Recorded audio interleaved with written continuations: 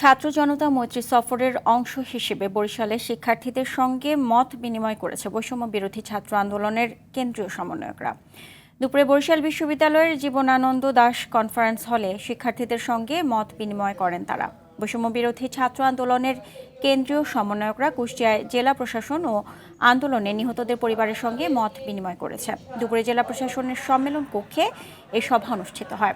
সিরাজগঞ্জে বৈষম্য বিরোধী ছাত্র আন্দোলনে শহীদ হওয়া শিক্ষার্থীদের পরিবার এবং আহত শিক্ষার্থীদের সঙ্গে মত বিনিময় করেছে কেন্দ্রীয় সমন্বয়করা। দুপুরে রাজশাহী বিভাগীয় সফরের প্রথম দিনে জেলার পৌর ভাসানী মিলনায়তনে এ মত বিনিময় সভা হয়।